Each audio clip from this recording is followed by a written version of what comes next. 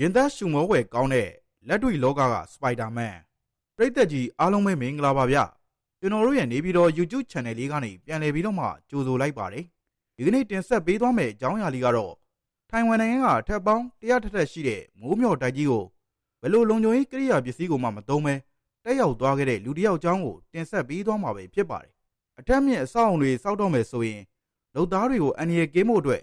လုံခြုံရေးကိရိယာပစ္စည်းတွေယူရပါတယ်ဒါတွေကိုတေချာခိုင်မာတက်ဆင်ပြီးလုံးမသာဘေးရန်ရဲ့ကင်းနိုင်မှာဖြစ်ပါတယ်။ဒါရင်မကသေးပဲအစာအုပ်ဆောက်ပြီးလို့ဘေးပက်ပက်လေဘောင်ခတ်ထားတဲ့မှန်တွေကို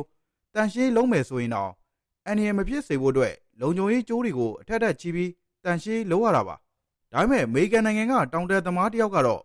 ထိုင်ဝမ်နိုင်ငံကအမြင့်ဆုံးမိုးမျှော်တိုက်ကိုလုံခြုံရေးပစ္စည်းတွေဘာတစ်ခုမှမသုံးဘဲတက်ပြသွားပါတယ်။ဒီလူကစပိုက်ဒါမန်တစ်ယောက်လိုတိုက်တစ်ခုလုံးကိုကတ်တွယ်ပြီးတော့တက်ပြသွားတာပါ။သူ့နာမည်ကတော့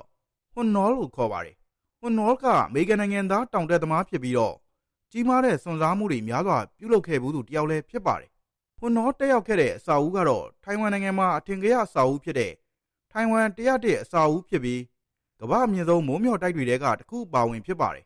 ဒီအစာအုပ်ထဲမှာအထက်ပေါင်း100ထက်ရှိပြီးတော့အမြင့်ပေအားဖြင့်ပေပေါင်း1600ကျော်ရှိတဲ့အပြင်အစာအုပ်တစ်ခုလုံးကလည်းမျက်နှာပြင်ပြောင်လဲပြီး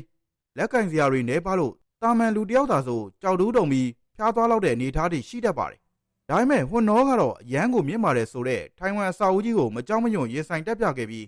ကိုကာယာအားအတွေ့အကြုံနဲ့စိတ်ပိုင်းဆိုင်ရာတည်ငြိမ်မှုတွေကျွမ်းကျင်မှုတွေကိုပြည့်ပြည့်ဝဝသုံးချခဲ့ပြီးတော့မိုးမျှော်တိုက်ရဲ့ထိပ်ဆုံးအထိရောက်အောင်တက်ရောက်နိုင်ခဲ့ပါတယ်။ဟွန်နော်ကအစာအုပ်တစ်ခုလုံးကိုစတင်တက်ရောက်တဲ့အချိန်ကနေအဆုံးသတ်ထိတနာရီနဲ့32မိနစ်သာအချိန်ယူခဲ့ပြီးအထီးကိုက်ဒဏ်ရာမရှိဘဲအောင်မြင်စွာကျော်ဖြတ်နိုင်ခဲ့ပါတယ်။ဒီစွန့်စားမှုကလူသားသမိုင်းမှာအောင်မြင်တဲ့စွန့်စားမှုတစ်ခုဖြစ်တယ်လို့လူတိုင်းမလုပ်နိုင်တဲ့အလုပ်ဖြစ်ပါတယ်။ဒါပေမဲ့ဟွန်နော်ကတော့လူတိုင်းမလုပ်နိုင်တဲ့အလုပ်တစ်ခုကိုသူ့ရဲ့အတွေ့အကြုံနဲ့တက်တည်ပြသွားတာကြောင့်ကမ္ဘာတစ်ဝန်းကလူတွေအံ့ဩမှင်သက်သွားခဲ့ရပါတယ်။ဒီစွန့်စားမှုဟာဟွန်နော်အနေနဲ့ရဲရင့်မှုစိတ်သက်ခိုင်မာမှုနဲ့စိတ်ပိုင်းဆိုင်ရာတည်ငြိမ်မှုအားကောင်းတဲ့ဆိုတာတက်တည်ပြနိုင်ခဲ့သလိုလူတွေရဲ့ကန့်သက်ထားတဲ့စိတ်ပိုင်းဆိုင်ရာတားဆီးတွေစီးတွေဘောင်တွေကိုလည်းချိုးဖျက်သွားနိုင်ခဲ့တယ်ဆိုတာဖော်ပြသွားခဲ့တာပဲဖြစ်ပါတယ်။ဟုတ်ကဲ့ပါ။နောက်ထပ်လည်းဒီလိုမျိုးစိတ်ဝင်စားစရာကောင်းတဲ့အကြောင်းအရာလေးတွေဘူးတူတာရရှိနိုင်တဲ့အကြောင်းအရာလေးတွေကိုတင်ဆက်ပေးသွားမှာဖြစ်လို့စောင့်မျှော်ကြည့်ရှုအားပေးခြင်းနဲ့ဆိုရင်ကျွန်တော်တို့ရဲ့ channel လေးကို subscribe လေးလုပ်ပေးခဲ့ပါအောင်နော်အဆုံးထိကြည့်ရှုပေးလို့ကျေးဇူးအထူးပဲတင်ရှိပါတယ်ခင်ဗျာ